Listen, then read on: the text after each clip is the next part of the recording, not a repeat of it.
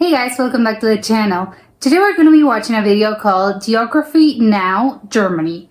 I don't really know what Geography Now is. I don't know if it's like something that has a format, but I'm guessing, it's called like geography, so I'm guessing we're going to be learning a little bit more about Germany's geography and like what sort of like states there are, or maybe like the cities, like the famous or biggest cities and towns there are in Germany.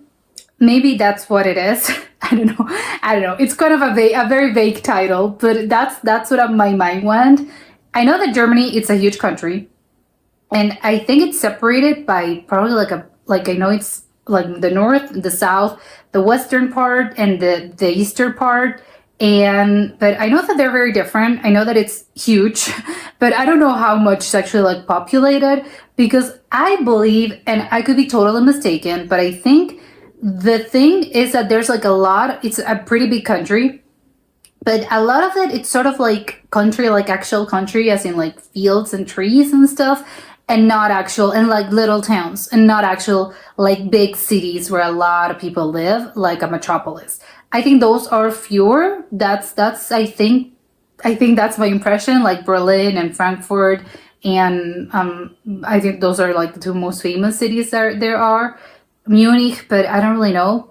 But that's my impression that I get from Germany's geography. And also I know they have some islands, some very cool islands up in the north, in the Denmark border. But I don't know. So let's check it out and comment, like, subscribe, and start. All right. Okay. One gummy The bear? beer.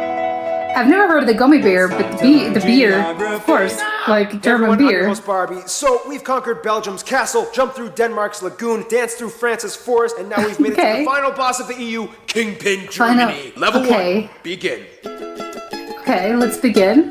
Political geography. You know why I'm smiling. Yep, Germany has a lot of territorial anomalies. We'll get into it. Is filled with a vast irrigating network of rivers like the Spree, Elbe, Weser, Rhine, and of course the mighty Danube that starts here. Of course, About a third of the land is arable and another third is woodland, and after millennia of civilization, Germans have cultivated the crap out of their country. Most agriculture, of course, happens in the North Flat Plains and the central regions of the country, which is, by the way, kind of like Europe's Tornado Alley. Due to its position, it's like the Midwest. Between the Arctic blasts of Scandinavia and the moist, warm jet streams of everybody got to work. Basically, this guy envisioned and implemented a social market economy combined with free market capitalism alongside socialist policies. Okay, a lot of things. Competition in a welfare state. GDP increased by 80%. Okay, but it worked. 120%. Labor forces were utilized to the maximum. Things started to get better. In Germany, all children are corralled into general public schools. Corralled like animals. And they are given the option to enroll in 3 different types of middle schools. Gymnasium, geared towards focusing as Germany stands in the background, managing all the money and logistical work. In conclusion, although Germanic peoples have existed for thousands of years, an actual unified German state didn't appear until kind of 1800s. In the brief time that they've been around, they've kind of gone through some of the most intense, world-revolutionizing historical events possibly imagined. Yet they've come out working hard and building their way up to become a world superpower. As they should. To them. There's something about the Germans. And with that, final boss level complete. Stay tuned. Another African state Germany has ties to, Ghana, is coming up next. Oh. Yeah, this was incredibly interesting. It was very didactic. I felt like I learned a lot of things I didn't really know. It makes me on one hand, like, it's great that they managed, like they said, like, it's technically like Germany, it's a sort of like a newer country, because it is like the country that we these days like know as Germany. It's quite new. It was only in the 1800s, in 1800s. They sort of unified like the whole sort of like the regions and became Germany. And that's just like 200 years ago, which is kind of close, like in the terms of history, as history terms like go, that's like yesterday. And then, of course, after World War I and then World War II, the boundaries like changed again, the borders changed again. So the Germany that we know these days, a lot of things are not even like a lot of things that we know as Germany, especially in like those border towns, were like Poland, or some of the things that we knew as Poland, now they're German. Or same with like Austria. Like there's a lot of things that are very like interesting in that sense, that is such a like newer country. And then like it's so impressive, like he said, they're like one of the greatest like like countries in the European Union. I think it was like the biggest in terms of like how much like the industry, like how much it produces in terms of like money and industry. I think they said it was like it was either the first or the second one. So it's like, it's amazing how much they managed to like to do in such a short amount of time, and especially after World War II, which we all know, like terrible. Obviously, it was terrible, but then like that rebuilding, and it was that long ago. It was what, 70, 80 years ago, and they managed to like come out on top. It's like, wait, it's incredible. And I didn't know that it was like that guy who was like did the whole planning thing, that was like, hey, this is what we're going to do, and this is how we're going to like get out of here, and we're going to rebuild this in a lot of like and to like put the industry back again into like what it could be. That's probably what he meant. I don't remember his name, but I didn't know that it was like that guy who was like, it was a mix between a lot of things, like capitalist economy and the other thing, like socialist, probably like socialist ideologies. I think that's the thing. It was like a mix between a lot of things, but like props to that guy, because it works. So it worked like great. I hopefully he managed to like watch and to see like, oh, I did it. Like I managed to like get them out of this mess. But yeah, it's incredibly interesting. The whole like a lot of like regional areas.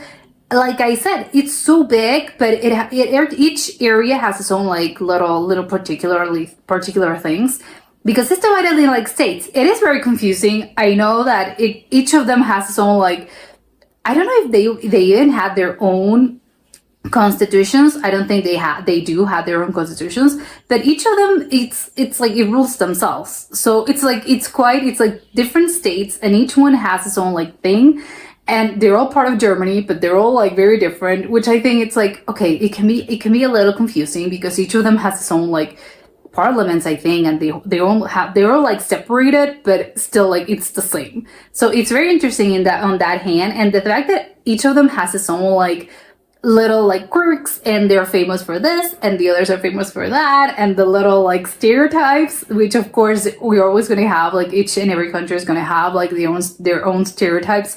But it's very funny how like, oh, they're the ones like in the north are quite stinky, and they're also like quite cold, which makes me laugh, because I think a lot of people get the sense, especially like if you're not from Europe, that a lot of Europeans can be a little cold and a little bit reserved. So it's funny to me that they say like, oh, the ones from the north are like super, they don't really talk much, they're like very reserved, very timid. Maybe not timid, they just like don't get along with strangers. It takes a lot of time to like warm up to them. So it's like, oh my God, they even say for them, it's like they're reserved. I don't even, if that's true, I don't even know. I don't think I know anyone from that city, from that town, from that part of Germany. But it would be like, oh my God, so how are they? Or maybe like he said, it's just a stereotype. Like it's not, you have to like really meet a lot of people to notice the pattern. And of course, like the beer, I think even like you want it or not, I think Germany is like super known for the beer. And it's like, it was like the first brewery started like in like the year 1000 or something like that. Like it's so long, so it's a good thing, I think. Like maybe they don't like it, that it's like, oh, like the Germans always going to be drinking, they're always going to be drinking beer. But it's a point of pride. It doesn't mean like oh, you're a drinker. No, it doesn't mean that. It just means like you can take like a lot of pride in that. Like beer is great, and the fact that you have like the oldest or one of the oldest breweries in the world, that's huge. That's real big. Just like France is with wine. Like France is known for their wines, and it's a point of pride. So like, well, they should be proud, because it's like, hey, you're known for your beer, is great. And like he said, you have like a lot of barley and hops, and I don't know what kind of things you have to do like in order to make beer. But it's really, I didn't know that they had like such a rigorous process in order to like make actual German beer, which, well, but it makes sense, right? Because it's like, yeah, if you're gonna have like German beer, you're gonna have like the real thing. It's not gonna be a sort of like a diluted kind of thing that's like, it doesn't taste very good. So yeah, it was a really funny video as well, and I really enjoyed it. Hopefully you enjoyed it as much as I did, and I'll see you soon. Bye.